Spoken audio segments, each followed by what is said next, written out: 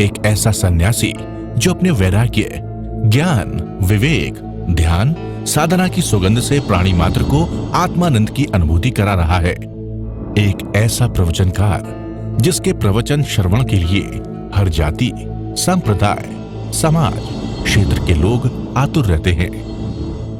एक ऐसा आत्मार्थी संत जो श्रमण संस्कृति की लौ को भौतिकता की चकाचौंध में भी निरंतर प्रज्वलित रखने हेतु संकल्पित है। एक ऐसा आध्यात्म योगी जो अपनी ध्यान साधना के द्वारा पूरे विश्व को सुख, शांति, समृद्धि का मार्ग दिखा रहा है। एक ऐसा महासाधक जो भारतीय ऋषि परंपरा को पुष्ट रखते हुए साधनारत है। एक ऐसा समाज सुधारक जो अपनी परंपराओं के निर्वहन के साथ सामाजिक विसंगतियों, कुरीतियों, आडंबरों पर वैज्ञानिक तरीके से प्रहार कर रहा है। ऐसे महान व्यक्तित्व का नाम है आचार्य सम्राट पूज्य श्री शिव मुनि जी महाराज साहेब।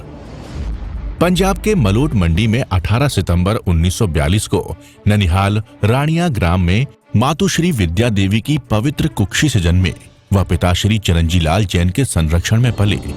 30 वर्ष की आयु में राष्ट्र संत श्रमण संघीय सलाहकार श्री ज्ञान मुनि जी महाराज साहेब के हाथों से संन्यास ग्रहण करने वाले इस सन्यासी को 9 जून 1999 को अहमदनगर में आचार्य पद से नवाजा गया।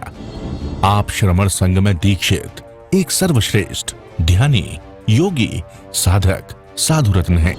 विभिन्न समाज सेवी संस्थाओं, संघ, संगठन व विश्वविद्यालय आदि ने आपको सम्मानित कर सात्विक गौरव की अनुभूति कर रहे हैं। त्रिले पद की परवाह किए बिना तपती धूप में भगवान महावीर के संदेश हेतु चरैवेति की महान परंपरा को कायम रखते हुए जन कल्याण हेतु गतिमान है। जम्मू कश्मीर, उत्तराखंड, हिमाचल प्रदेश, पंजाब, हरियाणा, दिल्ली, उत्तर प्रदेश, मध्य प्रदेश, राजस्थान, गुजरात, महाराष्ट्र, कर्नाटक, तमिलनाडु आदि क्षेत्रों में 40,000 किलोमीटर की पदयात्रा करते हुए जन कल्याण हेतु प्रस्थित है। एक ऐसा कलमकार जिसने अपनी लेखनी से साहित्य जगत को हिंदी, अंग्रेजी भाषाओं में साहित्य सृजन कर समृद्ध बनाया है।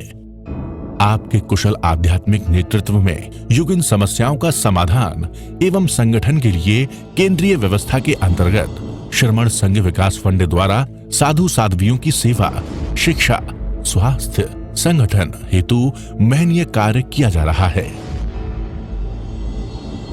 ऐसे जीता जाता है। कोई वैरागी भी उनके पास आता, आओ वैरागी जी, कहां तक अध्ययन किया है, ऐसे पूछते थे। हमें भाषा का ध्यान रखना है। हमारे द्वारा भाषा कर्कश, कठोर ना बोली जाए। यदि बोली जाए तो तुरंत क्षमा याचना कर लो। भाषा कहते हैं छुरी का, तीर का, तलवार का घाव भर जाएगा, पर मुंह से निकले जो तीखे वचन उसका घाव भरा नहीं जाता। महाभारत का युद्ध हुआ, द्रौपदी के छोटे से वचन के कारण शुरुआत हुई, आगे कुछ भी हुआ। छुरी का, तीर का, तलवार का घाव भर जाएगा, पर तुम्हारे मुख से जो निकले शब्द वो तीर से बढ़ करके होते हैं, तलवार से बढ़ करके होते हैं। एक शिक्षा लो आचार्य भगवान आत्माराम जी महाराज साहब कि हम मधुर मीठे वचन बोलेंगे, कोई कड़वा वचन नहीं बोलेंगे। और बड़ी सी बड़ी बात हो जाए तो बड़ी विनोद भरे भाव में कह देते थे। सब जानते थे विदेशों में क्या हो जाता है। उनका ऑपरेशन हुआ, डॉक्टर वर्जन ने ऑपरेशन किया, वो ध्यान लगा करके बता देते थे कि कनाडा में क्या हो रहा। डॉक्टर वर्जन ने ऑपरेशन किया और बैठे बैठे बता दिए, डॉक्टर साहब कनाडा में इस कोने में आपकी ये कोठी है, कोठी का ये दरवाजा है, इतने कमरे हैं, इस साइड पर है। डॉक्टर दंड रह गया, ऐसी आचार्य, ऐसा मैंने सुना नहीं था। डॉक्टर स्वयं कहते हैं कि उनका जो ऑपरेशन विदाउट क्लोरोफॉर्म के हुआ, डॉक्टरों ने कहा कि मुझे कोई ज़रूरत नहीं है सुंघाने की, आजकल तो एनेस्थेसिया चलता, उसमें क्लोरोफॉर्म चलता था, मेरा ऑपरेशन कर दो जैसे करना है। डॉक्टर वर्जन कहता, I have heard the sayings of Christ Isa, but I am just seeing in front of my eyes ये लॉर्ड क्राइस्ट, मैंने ईसा के बारे में कहानियां सुनी हैं, परंतु साक्षात ईसा मेरे सामने विराजमान है। ऐसी शांति मैंने देखी नहीं। एक और छोटी सी घटना, दो व्यक्ति उनके पास चले गए। एक ने कहा जीव मोक्ष में जाकर के वापस आ जाता है, एक परंपरा मानती है हिंदू परंपरा की वापस आ जाता है, जैन परंपरा मानती है कि जीव सिद्ध हो जाता है वापस नहीं आता। दोनों झगड़ने लगे। आचार्य जी के पास गए, आचार्य भगवान आत्माराम जी के पास। बताओ महाराज, ये कहता है कि जीव मर के वापस आता है सिद्ध शिला से, और मैं कहता हूं नहीं आता, तुम हमें बताओ क्या करना चाहिए। आचार्य भगवान ने बड़े प्रेम से कहा, भाई तुम झगड़ा क्यों करते हो, दोनों सिद्ध शिला में चले जाओ, आपका मन करे तो रह जाना, वापस आ जाना नहीं तो। कितने प्रेम से कहा कि भाई क्यों झगड़ा करते हो, सिद्ध शिला में चले जाओ, आपका मन करे तो रह जाना नहीं तो वापस आ जाना। कितना अच्छा उत्तर दिया। ऐसे थे महापुरुष जो विनोद में भी सारी बात कह देते थे। यदि वो समझाते नहीं आता जाता है, वो अपनी बात खींचता, मेरी परंपरा ये, तेरी परंपरा वो, तो महापुरुष किस तरह से उस वातावरण को संभालते हैं। उनके जीवन सचमुच अनमोल था। आत्मा राम शब्द समझने जैसा है। जिनकी साधना, जिनका योग, जिनका तप, जिनका ज्ञान, जिनकी करुणा, जिनकी मैत्री को सुन करके, जान करके, समझ करके व्यक्ति शांत हो जाता है, शब्द रह जाता है, आगे कुछ कहा नहीं जाता। अब राम और आत्मा में कोई भेद नहीं रहता। आत्मा राम में समा गई, राम आत्मा में समा गया, दोनों एक हो गए। ये कहना कठिन है, आत्मा राम के राम आत्मा दोनों एक हो गए। तू ना रहे मैं ना रहूं, तू ना रहे मैं ना रहूं, हम राम में ऐसे घुल जाए, पानी में घुले जो मिश्री डली, हम राम में ऐसे घुल जाए, पानी में घुले जो मिश्री डली। उनसे मिलकर के मैं उन्हीं का हो गया, और जो कुछ है वह आगे राज है, और आगे कुछ कह नहीं सकते, ये राज की बात है। उनसे मिलकर के मैं उन्हीं का हो गया, आगे क्या कहूँ, ये सब राज की बात है, कह नहीं सकते। महापुरुषों के गुणों के बारे में एक गुलदस्ता है, बहुत कुछ है उनके जीवन की व्याख्याएं।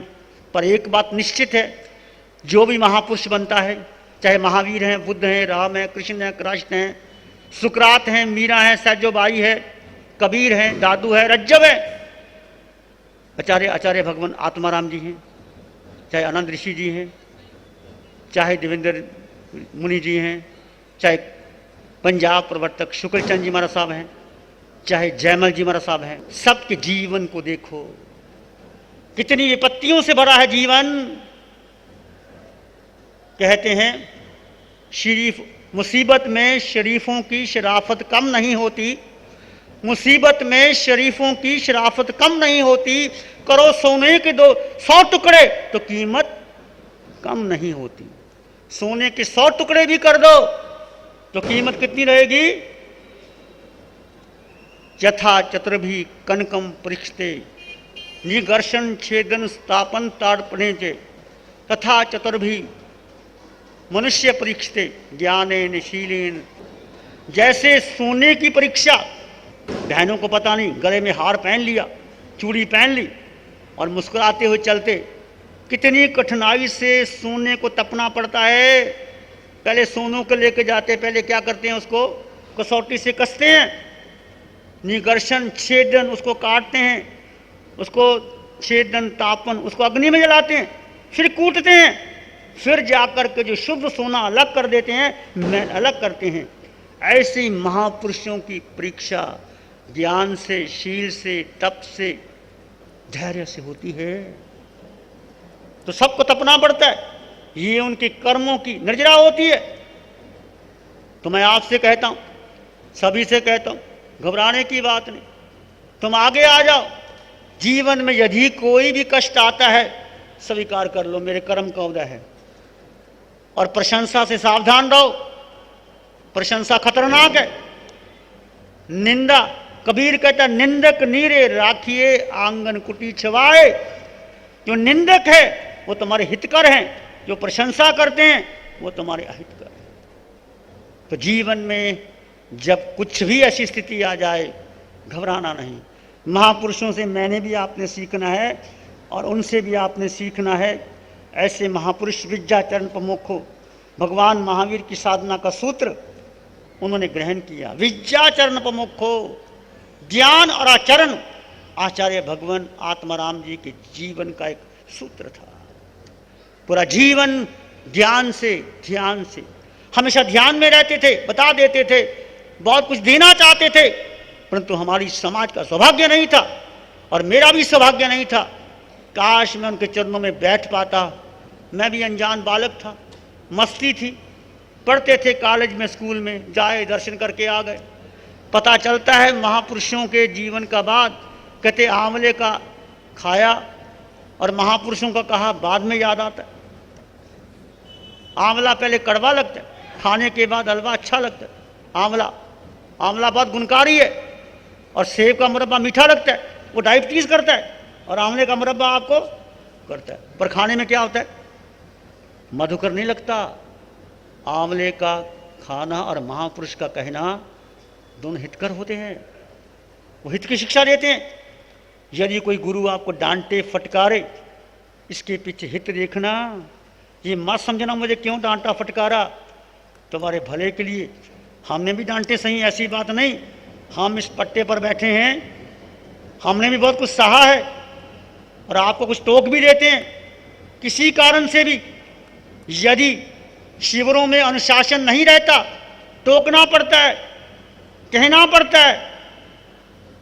इसका मतलब ये नहीं कि मैं अहंकार आ गया। अनुशासन होता है। कोई अनुशासन का भंग करता है तो जो चेयर पे बैठा है उसकी जिम्मेदारी है वो डांटे फटकारे सीधा कर दे। यह अनुशासन है। महावीर के अनुशासन में भी यही है। अनुशासन का पालन करते हो आगे बढ़ जाओगे, नहीं तो शिविर में भी जाएंगे, बातें भी करेंगे, कुछ नहीं होने वाला। शिविर 10 शिविर कर लो, कुछ बदल नहीं सकते तुम लोग। यदि शिविरों का नियम पालन नहीं करते और बोलने की आदत रहती है तो कितने शिविर कर लो, कुछ होने वाला नहीं है। एक शिविर कर लो, नियम से पालन कर लो, तुम्हारा जीवन बदल जाएगा। जैसे बारिश की रिमझिम बरसने लगी, ऐसे गुरुवर की वाणी भी झरने लगी। आंखें बंद, मन वचन काया शांत, शरीर शांत, विचार शांत, सृष्टि शांत, वातावरण शांत, हर दिशा हर किनारा शांत। मैं आत्मा हूं, मैं केवल आत्मा हूं। सिर के सिरे से पांव के अंगूठे तक अपने भीतर शुद्ध चेतना का एहसास कीजिए। तुम केवल आत्मा हो। आते जाते विचार आएंगे, चले जाएंगे।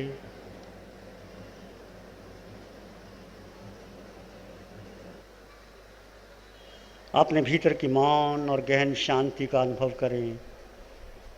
एक सत्य वो तुम्हारे भीतर है। तुम समृद्ध हो, संपन्न हो, परिपूर्ण हो।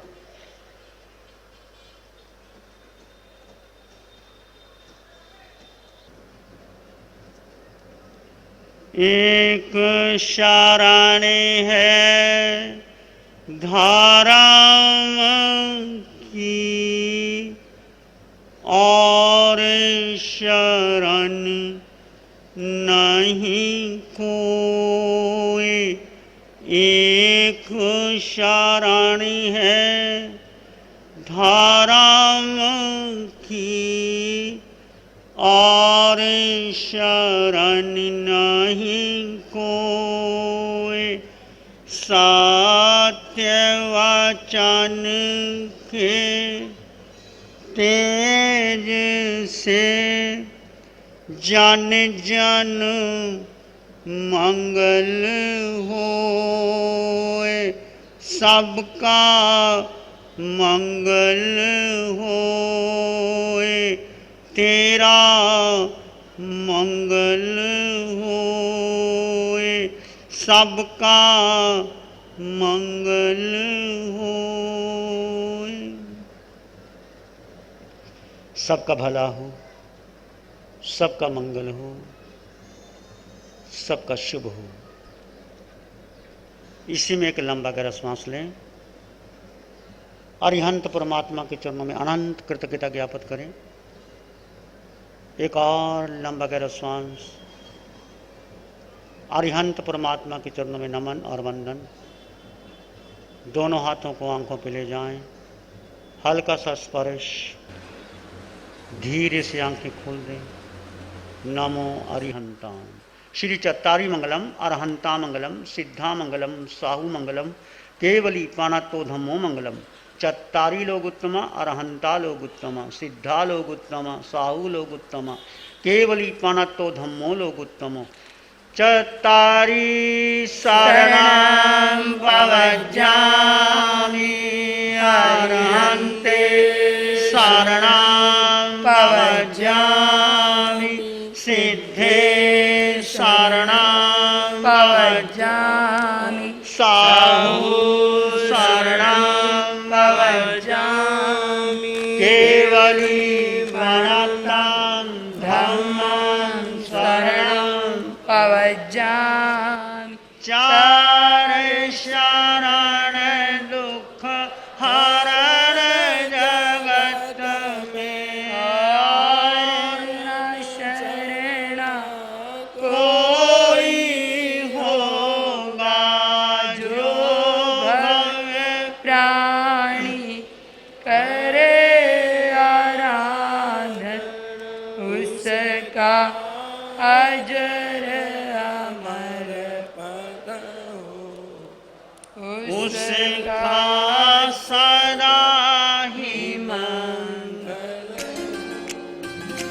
जैसे बारिश की रिमझिम बरसने लगी, ऐसे गुरुवर की वाणी भी झरने लगी।